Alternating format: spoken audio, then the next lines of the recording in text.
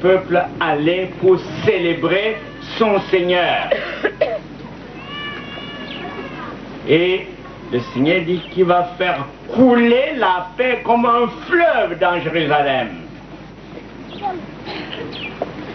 Et Jérusalem est comme une maman qui allaite ses enfants, ses multiples enfants.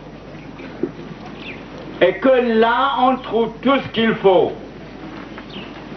On trouve à manger, il nourrit, il fortifie, elle fait tout. Et il faut l'aimer. C'était vrai pour Jérusalem à cette époque-là. Et c'était en même temps une prophétie. Ça annonçait autre chose. Ça annonce d'abord une réalité actuelle et quelque chose qui va se passer et que Dieu tient en secret. C'est l'épître aux Hébreux qui dit que et Saint Paul lui-même dans cette épître nous dit Dieu gardait le secret. Et pourtant il l'annonçait, en même temps c'était secret, on ne pouvait pas voir. Il faut aimer Jérusalem. Et Jérusalem n'est pas facile à aimer. Puisque dans Jérusalem, c'est là aussi qu'on tue les prophètes, qu'on tuera Jésus. Il y a des bons et des méchants là-dedans. Et c'est pour là que le Seigneur insiste qu'on l'aime quand même. Pourquoi? Parce que Dieu lui-même est à Jérusalem.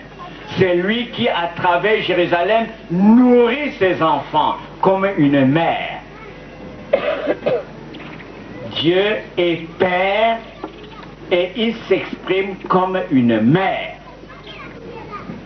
Et c'est pour ça qu'il a créé l'homme et la femme. Vous avez l'homme qui est le père, vous avez la femme qui est mère, par vocation. Il faut aimer. Quand votre mère est lépreuse, quand vous faites le caca sur votre mère, elle est votre mère, et vous l'aimez plutôt. Elle est sale à cause de vous, et vous l'aimez, et elle aime son enfant. Et ceci est très important pour nous. Il faut aimer Jérusalem. C'était dit au peuple de Dieu. Et ça nous dit aujourd'hui où c'est accompli. Où c'est accompli. Mais auparavant, comment est-ce qu'on devient mère? Comment est-ce qu'on devient fils?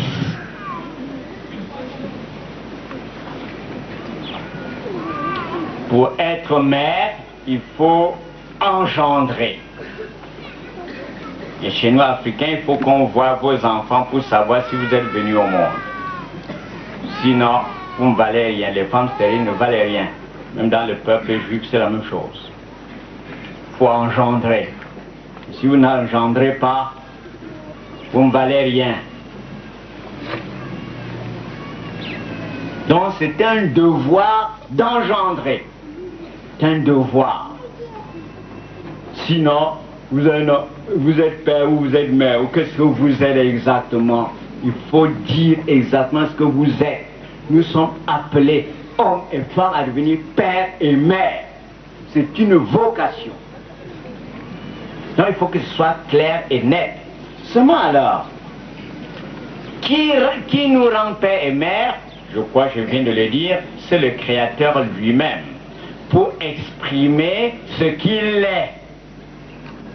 Dieu est Père. Et c'est pour cela que, au chapitre 23 de Saint Matthieu, Jésus dit, n'appelez personne Père sur la terre, vous n'avez qu'un Père. Parce qu'en effet, les autres hommes, nous qui devenons Père, nous ne sommes qu'une expression de la paternité de Dieu. L'unique Père, c'est Dieu. Il faut aussi que ce soit clair.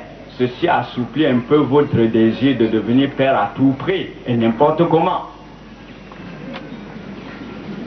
Ah oui, c'est ça. Parce que nous devenons propriété de notre maternité. Jamais. Propriété de notre paternité, non.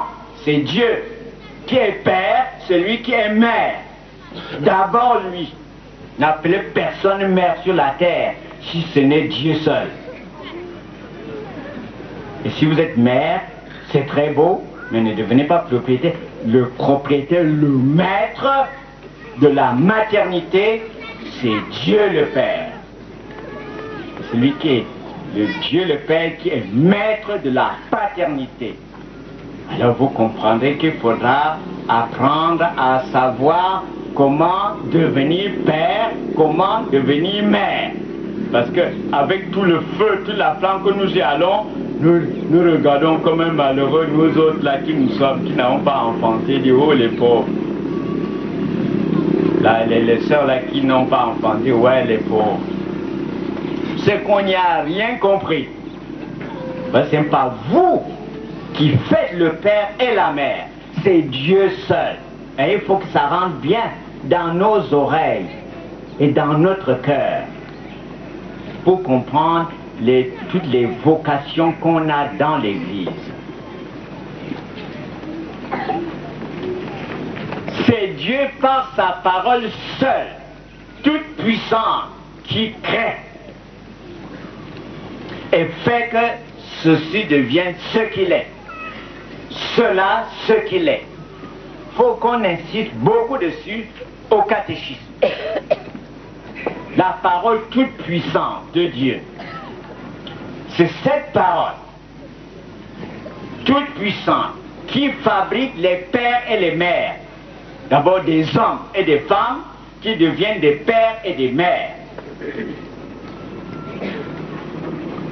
C'est cela que Dieu a fait comprendre. Déjà dans la Genèse, vous savez, au chapitre 12 et puis jusqu'au 15, Dieu appelle Abraham. Il est déjà vieux. Et sa femme, la vieille Sarah. Et il lui dit, bon, voilà, tu seras père d'une multitude. Il ne sera pas des enfants qui viendront de son sein, mais même parce qu'à partir de lui, tous les peuples seront engendrés en lui, pour Dieu. Ça paraît drôle, vous voyez, Sarah, elle avait plus de 90 ans. Vous avez déjà vu une femme de 70 ans donner un enfant? C'est déjà fini. Donc voilà, Sarah et Abraham raisonnent, dit, ben, puisque Dieu a promis, il faut quand même que tu aies des enfants. Il faut s'arranger. Sarah dit, bon, dans ce cas, tu prends la servante, la domestique, là, pour faire des enfants avec, pour réaliser les paroles de Dieu. Non, on ne vient pas de cette manière-là pour aider Dieu à réaliser ses affaires. Dieu sait ce qu'il doit faire. Et ne l'aidez pas à votre manière, à côté. Pas l'enfant d'une esclave qui va devenir, qui va réaliser les promesses de Dieu. Non, Dieu intervient. Non, ce sera ton enfant avec ta femme légitime, pas un autre. Et bien sûr, Sarah a ri. Moi, je vais engendrer une manière de parler, quoi, à mon âge. Non, Dieu insiste et fait comprendre à Abraham que c'est sa femme légitime qui donnera un enfant et que ben, la promesse va se réaliser. La vieille, à plus de 90 ans, a enfanté un enfant et c'est à partir de là que nous avons le peuple de Dieu, nos ancêtres. Pas à côté. La toute-puissance de Dieu qui crée.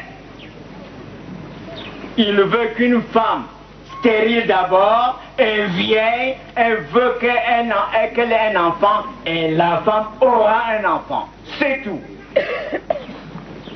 Il ne demande pas votre permission. Parce que parfois nous agissons comme si Dieu devait venir nous demander s'il peut. À partir de quoi?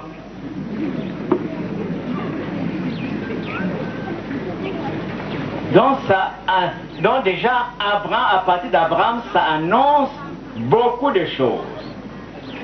Élisabeth qui enfante tout proche de Jésus, Jean-Baptiste, c'est encore pour rappeler ce qui s'est passé avec Abraham. Élisabeth, c'est une femme stérile. Dieu veut qu'Élisabeth ait un enfant et l'enfant est là. Revenons un peu en arrière. Mais pour avoir un enfant, je crois, il faut l'union d'un homme et d'une femme. Je crois que c'est clair, c'est net. Bon. Moi que vous voyez, vous qui êtes là, je crois que chacun se réfère à un père, à une mère. C'est ça qui est ordinaire. Mais ne rendons pas Dieu prisonnier de ça. Il a déjà donné des signes qui peuvent passer à côté. Apprenons à l'aimer. Et ce n'est pas facile. Je suis d'accord avec vous.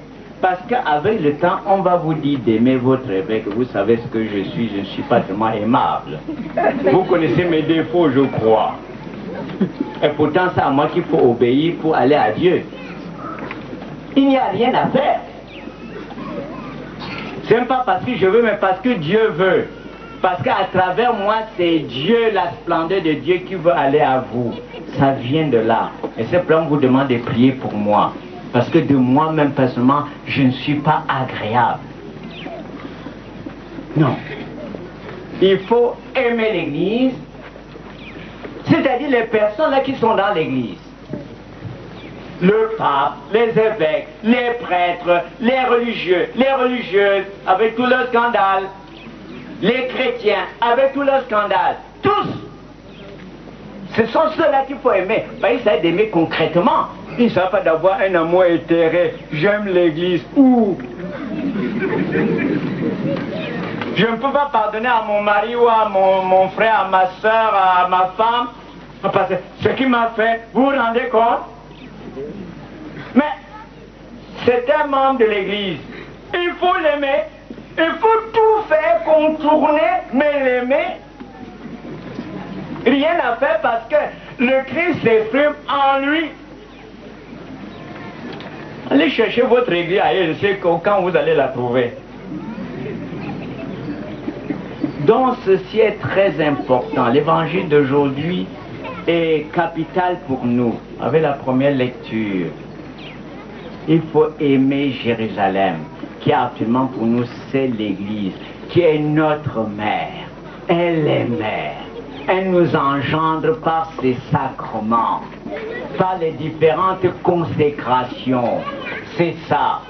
Et justement, Jean-Marie donc a pris comme mère Marie, l'Immaculée. C'est ça. Je crois que c'est ça qu'il a soutenu. Donc, nous voulons célébrer la consécration d'un fils de l'Église qui nous fait croire que Dieu l'a appelé. Et c'est depuis plus de 8 ans que je le suis. Il y a lui que vous voyez aujourd'hui, mais il y a d'autres. Ils sont 5 au total pour le moment. Et il y a lui et 4 femmes que je suis. Et c'est effectivement une affaire très spéciale, le curé doyen l'a dit. Parce que bon, vous voyez, il est en costume bien nippé là. Ah oui, c'est un monsieur. C'est pas un religieux. Il faut que ça soit clair et net. Elle a eu une consécration. Que j'ai quitté Baham expressément pour ça. Je suis en visite pastorale, après ces consécrations, je vais disparaître. Je suis pour ça. Et mon Saint Simon a dit, tu dois être là. J'ai dit, bon, je viendrai, puisque c'est moi qui connais tout le secret. Ouais. Il a pris comme mère, et en étant attentif à sa mère qui est Marie, après j'ai pris la décision d'accepter sa consécration définitive. Elle faisait ça année par année. Un moment, j'ai dit, mais alors, parce que lui et ses compagnons m'ont dit, mais on va jusqu'à quand? J'ai dit, mais jusqu'à ce que vous vous arrêtiez là où vous arrêtez, c'est tout. Ben, c'est une aventure des folies comme nous en avons dans le diocèse de Bafoussam. Ce sont des petites folies que nous avons. Mais ça vient du Vatican, le Concile Vatican II, qui s'est tenu de 1962 à 1965. Ça nous a rouvert au trésor de l'Église. Parce que chemin faisant, on avait rétréci l'Église, ça se résumait en des prêtres. Quand on disait le prêtre, c'était l'Église. Non, l'Église c'est le peuple de Dieu. C'est tous les enfants de Dieu, tous les baptisés. Et il y a et l'Esprit Saint avec ses dons se manifeste de 1000 manières pour les différentes consécrations à partir du baptême. C'est ça. Vous avez des gens qui se consacrent individuellement, Vous avez parmi les chrétiens beaucoup de consacrés que vous ne connaissez pas. Ils sont consacrés, ils ne veulent pas que les autres sachent, et ils font leur affaire. Alors, Jean-Marie, lui, il y a double chose. Il y a lui-même, personnellement, et puis il me dit qu'il veut fonder quelque chose. J'ai aussi accepté. J'ai dit, vas-y à l'aventure, je t'accompagne. Le rôle de l'évêque est d'accompagner, de soutenir, pour que ça donne ce que le Seigneur veut. Ce n'est pas moi qui veux, mais je dois ouvrir la porte et laisser l'enfant et soutenir pour que le Seigneur fasse son chemin avec chacun de vous. C'est ce que j'ai fait avec lui, jusqu'à ce jour, où il veut se consacrer définitivement. Donc, il s'agit d'une consécration séculière, c'est-à-dire dans le monde. Donc, comme son habillement le dit, c'est un monsieur, il n'y a qu'une chose qui nous a embêtés quand je cheminais avec lui. Il faut savoir, actuellement, je crois que tout le monde sait qu'il travaille à la procure, c'est un service d'église à l'intérieur. Ça nous a gêné un peu, c'est le procureur, je sais comment il a appliqué ça. Je crois que c'est le procureur, c'était Dominique Ndé. Il a insisté pour qu'il vienne plus de travail à la procure. Il a dû demander ma permission, bien sûr. On a dû causer longtemps, puis c'est moi qui suis son responsable, parce que sa consécration, ce n'est pas pour l'intérieur, mais c'est pour l'extérieur. Dans le monde. C'est l'église dans le monde. Le monde séculier, le monde des affaires. C'est un brave commerçant. C'était d'abord ça. Comme tout commerçant, mais ce qui m'a frappé, heureusement qu'on a bien commencé par là, même les policiers le reconnaissaient comme un drôle de type. Parce qu'il a eu des interventions à la police pour ses compagnons commerçants. Bien sûr, sans ma permission, il n'a pas besoin de ma permission pour ça. C'est un chrétien qui joue son jeu avec les commerçants. Il est intervenu, et puis après, ça a attiré l'attention, sa manière de parler, sa manière d'intervenir, sa manière d'agir. Il dit, monsieur, qui es-tu? Il dit, mais je suis un commerçant. En effet, c'était ça, il ne mentait pas.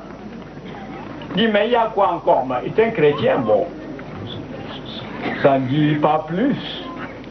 Et ça, c'est d'un chrétien qui a agi selon sa foi, mais en effet, c'était un consacré. Et ça se sent. Un consacré digne de ce nom, quand il agit, quand il parle, ça se sent. Ça se voit. Ça a été un des témoignages que j'ai retenu. Oui. Donc, on sent que c'est quand même une personne comme tous les autres, mais qui a certainement quelque chose de spécial. Comme le curé l'a dit, il y a quelque chose de spécial. Donc, ceux qui prennent le chemin de la séculière, n'est-ce pas, la consécration séculière, ils agissent dans le monde. Le monde social, politique, éducatif, familial, tout ce que vous voulez. Caritatif, voilà leur rôle. Et au Zaïre, ici c'est une nouveauté, au Zaïre maintenant c'est courant. C'était avec le Kardinal Manoula, le feu Kardinal Manoula, je vais de Kinshasa qui est décédé. Bon, alors, pour vous donner un exemple de ce que ça peut faire pour l'Église, pour le bien de l'Église. Vous savez, tous nos dictateurs là africains, bon, ils avaient nationalisé au Congo, ils avaient nationalisé les écoles. Ils en avaient nationalisé aussi à côté leurs frères au Zaïre. Bon. Au Congo, quand ils ont vu que la puissance qui faisait marcher les écoles n'était plus dedans, ils ont lâché. À Brazzaville, plutôt au Congo, Brazzaville, ils ont de la peine à récupérer les écoles, parce qu'on a demandé à l'église de reprendre. Oh, c'était tellement défiguré que c'est difficile à l'église de reprendre, parce que l'esprit n'est plus là. Parce que pour prendre une école, c'est toute une histoire, même si nous faisons n'importe quoi ici chez nous. Tandis qu'au Zaïre, ça a été plus facile, les écoles à reprendre. D'où vient la différence? Au Congo, c'était tenu simplement, comme ici chez nous. Au Zaïre, les laïcs, la plupart des laïcs qui tenaient, c'était des consacrés. Donc quand on a nationalisé, comme ils étaient efficaces, on les a gardés, c'était des grands messieurs, des grandes dames qui tenaient les écoles. Mais dans l'esprit chrétien, bien que ce soit les écoles de l'État, mais dans l'esprit chrétien, puisqu'on les a gardés là. Ils ne disent rien, mais ils font. Ils réalisent avec leur consécration. Alors pour reprendre les écoles, c'était le même esprit bien sûr qu'ils avaient. Alors on a pu reprendre facilement au Zaïre et au Congo jusqu'à l'heure que c'est extrêmement difficile. Et c'est grâce donc aux laïcs consacrés que le Zaïre a pu reprendre la plupart de ses écoles sans difficulté. Donc c'est très important, c'est pour vous souligner l'importance de la consécration séculière. Ce n'est pas pour diminuer le rôle des autres. Ce n'est pas pour diminuer. Chacun son charisme et il l'exerce pour manifester l'Église, l'éclat de l'Église. Donc pour dire que notre fils, Jean-Marie, malheureusement, il travaille plutôt dans le service à l'intérieur, mais il faut que vous sachiez que la consécration séculière, c'est pour vous projeter plutôt dans le monde. Pour les religieux, nous autres les prêtres, c'est pour nous projeter dedans. C'est adintra. Eux, c'est adextra, c'est-à-dire à l'extérieur.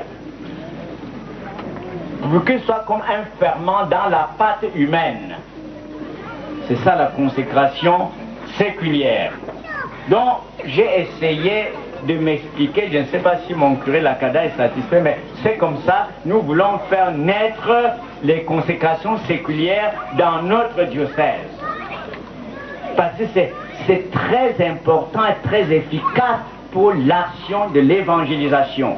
Ça ne diminue pas l'action des prêtres, au contraire, c'est les prêtres qui doivent favoriser ça, qui doivent engendrer. Les prêtres sont des pères, et un père doit engendrer. Quand vous dites à vos prêtres qui sont pères, vous dites, oh, c'est pas, vous avez parfaitement raison, parce que c'est de la part de Dieu, ils sont pères, ils vous engendrent, avec les sacrements, avec les différentes consécrations, les bénédictions, voilà, ils engendrent, ils entretiennent, ils font vivre. Donc, nous voulons donc aider notre frère par nos prières.